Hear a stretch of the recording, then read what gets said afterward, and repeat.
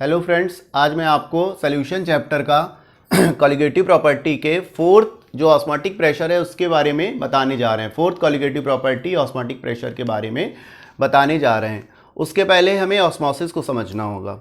देखिए, ऑस्मोसिस का हमने यहाँ डेफिनेशन लिख रखी है जिससे आपको समझाने में आसानी रहेगी। The flow of particles from lower concentration to higher concentration through semi permeable membrane is called osmosis.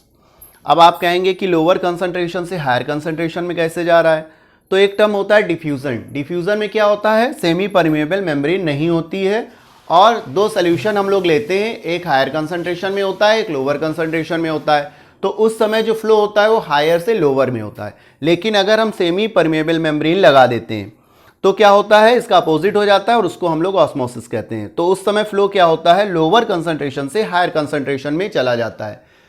और इसका एग्जाम्पल है, एग को अगर हम लोग ले लें और उसको अगर हम लोग सॉल्ट सॉल्यूशन में डालें तो क्या होगा, अगर उसको वाटर में डालें तो क्या होगा। ये ऑस्मोसिस के एग्जाम्पल्स हैं।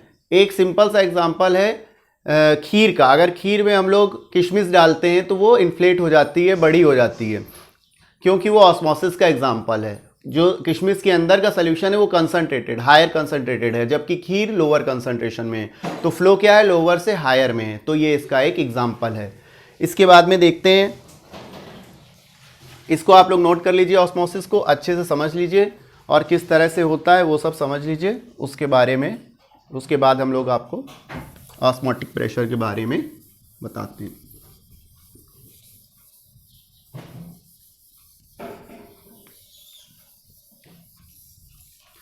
अब जो ऑस्मोसिस है, अगर हमें ऑस्मोसिस कहीं पर रोकनी पड़े, कहीं हमें ज़रूरत हो कि भाई ऑस्मोसिस ना हो या ऑस्मोसिस ज़्यादा हो रही है, हमें रोकनी पड़े, तो हमें प्रेशर अप्लाई करना पड़ेगा।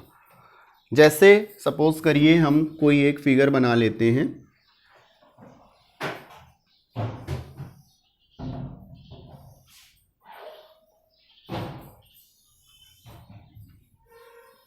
इसको हम लोग सेमी परमिएबल मेम्ब्रेन बोलते हैं।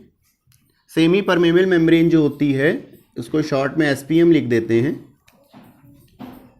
ये पार्चमेंट मेम्ब्रेन या एनिमल मेम्ब्रेन होती है। Semi permeable membrane. अब यहाँ पर सपोज करिए कि कंसंट्रेशन हायर कंसंट्रेशन में है कोई चीज़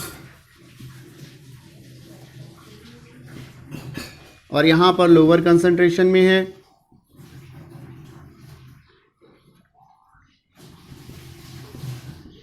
लोअर कंसंट्रेशन में है और हमने यहाँ पर एक पिस्टन लगा दिया।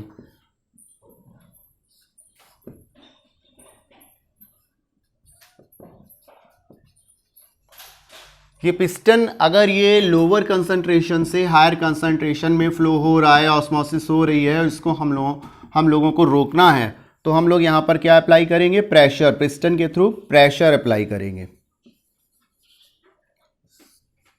तो जिस प्रेशर पे ऑस्मोसिस रुक जाती है, जिस प्रेशर पे आके ऑस्मोसिस रुक जाती है, उसको हम लोग ऑस्मोटिक प्रेशर बोलते हैं और उसको हम लोग पाई से डिनोट करते हैं।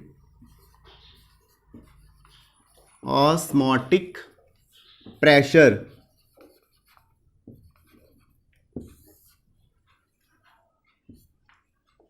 द प्रेशर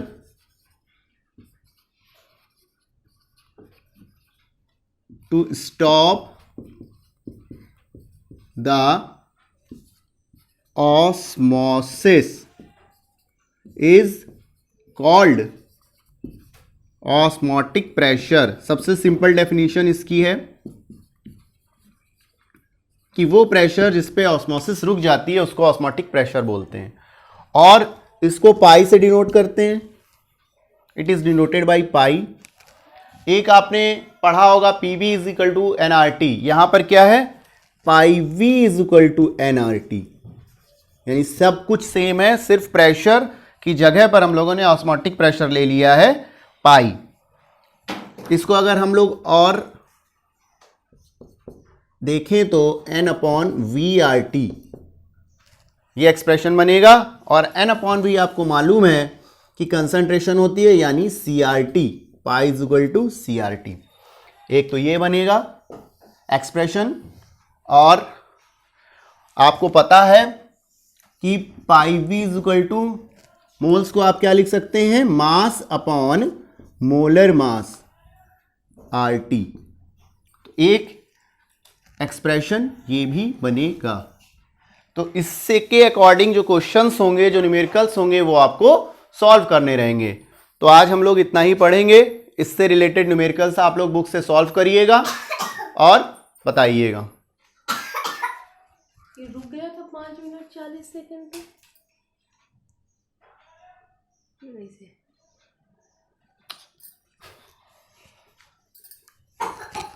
पढ़ा गया, बहुत अच्छा पढ़ा, हम सुन रहे थे।